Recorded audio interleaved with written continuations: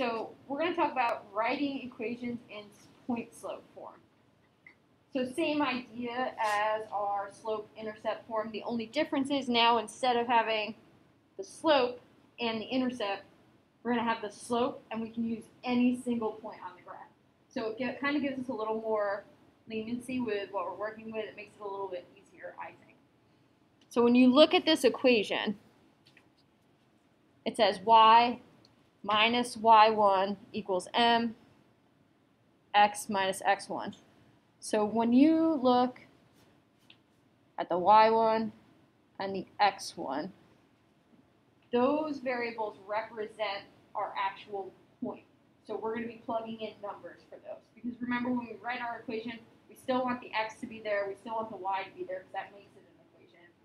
But we're going to plug in for the y1, for the x1, and for the m. The m, just like last time, is our slope. X1 is going to be the x value in our point, and y1 is just going to be the y value.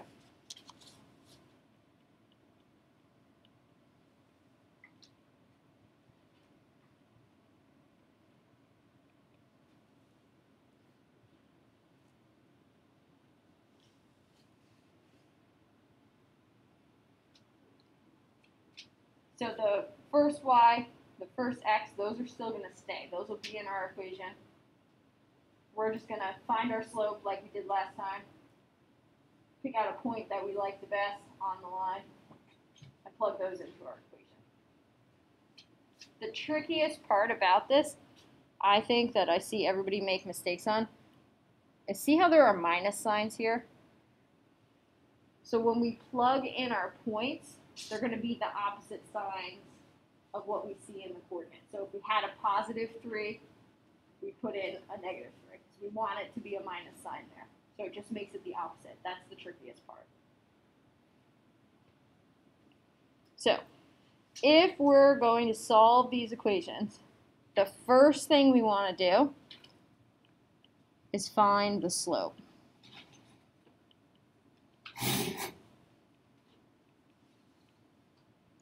And we remember our equation for slope, m equals y1 minus y2 over x1 minus x2.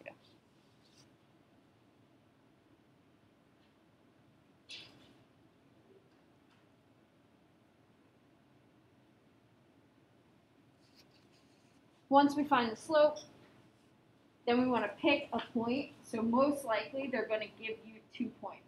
It's completely up to you. You can use either of them to get the correct answer. You just pick whichever one you like better, whichever one has prettier numbers to you. So then you're going to pick a point.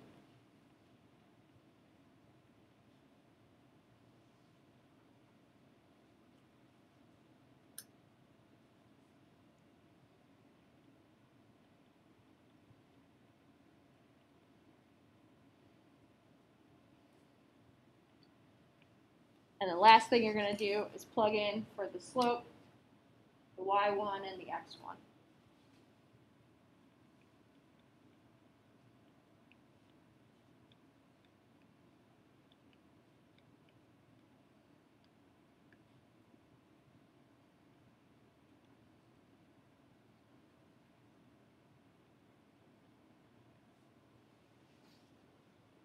So you want to plug in numbers for m, x1, and y1. So your final answer should never have an m in it. It should never have an x1 or a y1. Those should all be numbers by the time we're done.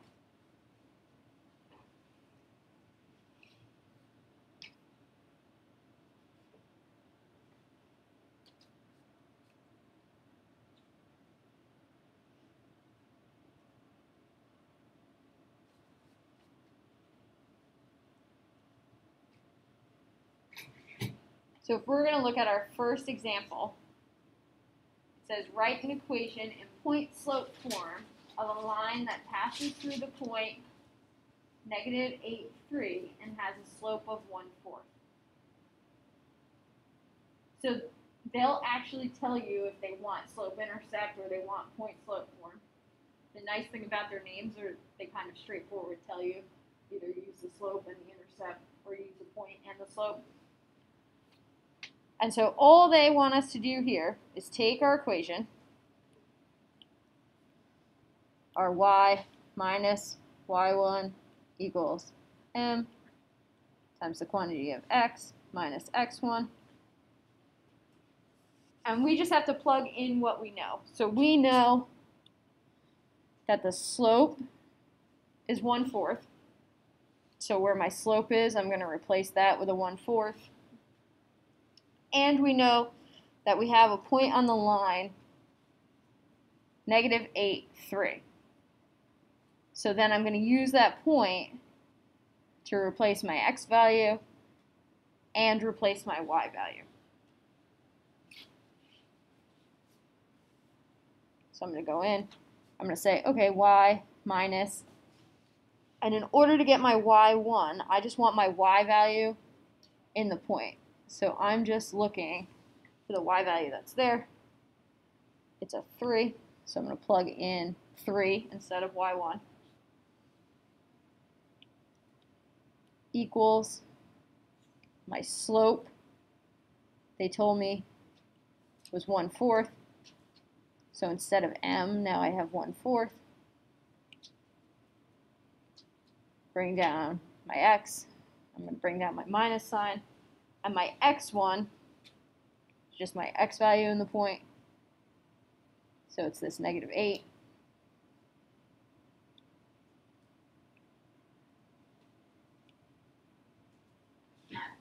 What happens when I have two minus signs? Oh, well, I have a question. So, like x1, you would only put -8 there. You wouldn't put it where regular x is. Right. You just put the number there. So you're only changing like y1, x1, and m. Yeah, because so we still want this to be an equation of a line. So in order to make it an equation of a line, we still have to have the y value. We still have to have a variable y, and we still have to have a variable x in there in order for it to be an equation. So those have to stay. The only thing I can do here is I can simplify that minus a -8. Right, because a negative, two negatives really make a positive. So this is really a +8. And that's all I have to do. So my final equation, y minus 3 equals 1/4 x plus 8.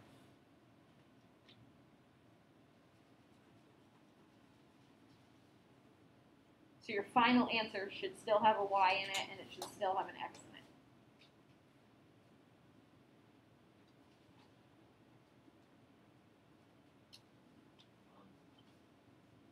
in it. Well, like with x1 supposed to be, will that always turn out to be a plus, like a positive? Not necessarily. It's always going to be the opposite of whatever the sign is. So since it was a -8, it became positive. Since it was a +3, it stayed -3. So it'll always be opposite of whatever's in that point. Let's look at another one. So instead of just telling you what the point is and telling you what the slope is, they can make it a little bit trickier and they can give you a picture with 2 points. So they said, write an equation for the graph, and we see on the graph that we have the point 1, 2, and 3, -2. So it's nice to have the picture of the graph. All you really need from there is the 2 coordinates. So you really need to know that you have the point 1, 2, and that you have the point 3, -2. Once you know that, the first thing we need to do is find our slope. And in order to find our slope,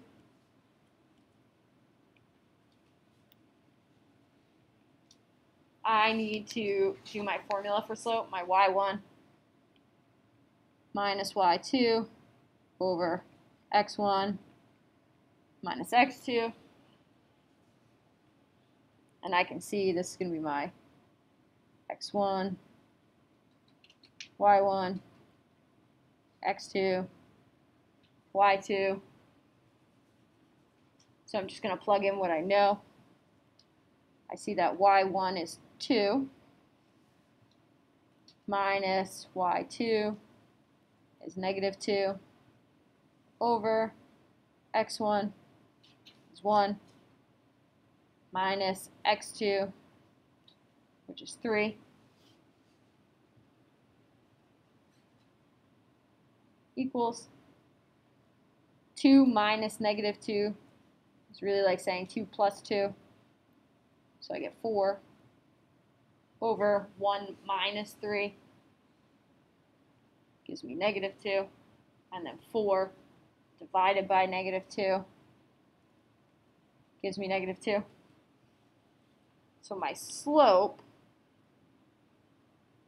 is negative 2. And now the nice thing about this, last time we had to make sure we picked the right point to use in order to get the intercept because there was only one specific intercept. This time it doesn't matter. We can use the point 1, 2, or we can use the point 3, negative 2. Completely up to you. So if I use the point 1, 2, then my equation, my y minus y1 equals mx minus x1. My equation is going to become y minus y1, which y1 is my y value in my point. So it's this 2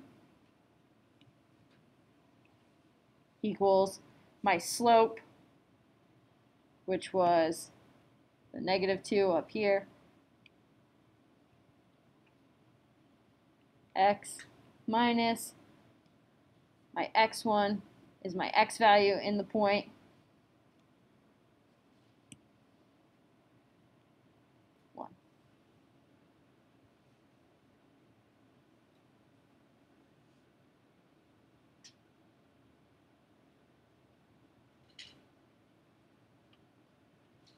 Personally, I like to use the points that have positive numbers in them if they're available, just because it makes it a little easier for me if I don't have to deal with a negative. But you would be completely right if you pick the other point. So we could also say, and we would get the same equation, if we use the point 3, negative 2. Our answer is going to look a little bit different, but it's still an equation that works for this line. So I could still have y, and then I would, instead of a minus 2 here, now because it's negative, it switches it to be positive. My slope is the same, so my slope is still negative 2, and I get x minus 3. So either one of these would be correct for this question. Completely up to you which one you choose.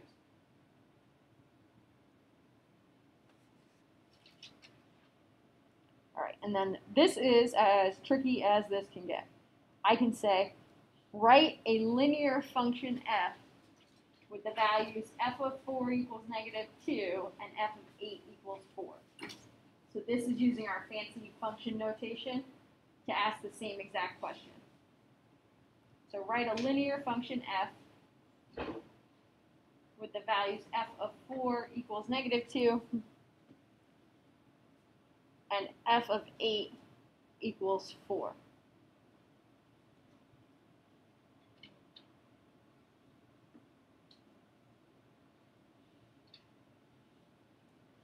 So the first thing I notice is that I don't have coordinates, I just have function notation, right? When I say f of 4 equals negative 2, that's the same thing as saying 4, comma, negative 2, that I have the point 4, negative 2. And f of 8 equals 4 is the fancy function way of saying 8, comma, 4.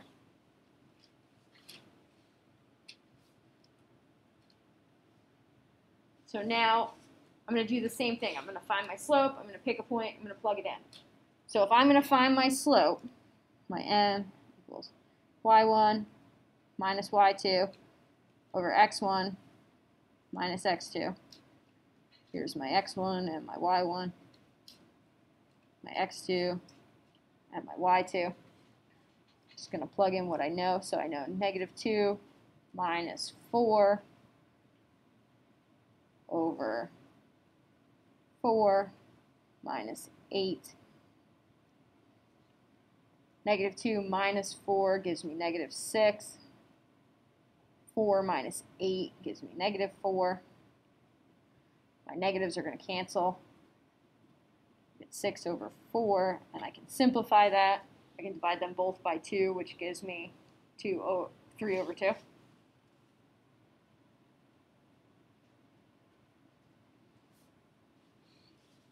So now I know my slope.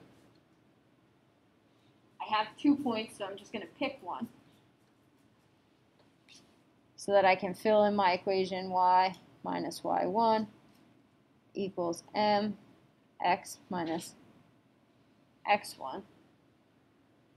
Which point would you rather use, the 4, negative 2, or the 8, 4? 8, 4? Okay, let's stay positive.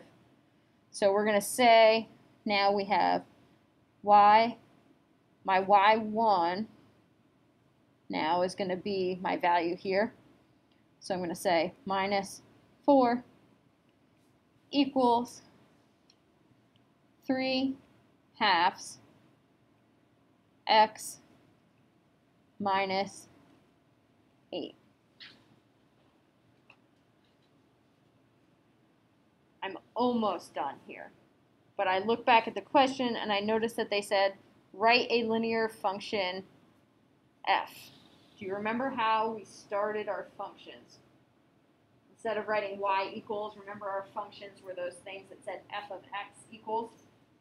So what's happening here is we have to solve this equation to get y all by itself and then replace our y with an f of x. So what I have to do is I need to get this y value all by itself. So if I need that y value all by itself, I need to get rid of this minus 4. What's the opposite of minus 4? Plus 4, right? Whatever I do to one side, I have to do to the other. So now I really have y equals 3 halves x minus 8 plus 4. And now I'm not going to add that 4 to the negative 8 because that negative 8 is inside those parentheses. It's protected by those parentheses, so I can't mess with it. I'm just going to kind of stick it on the end. And then instead of y, in order to write a function, we said it has to say f of x. So all I'm going to do is replace this y with an f of x equals 3 halves x minus 8 plus 4. And this would be my linear function.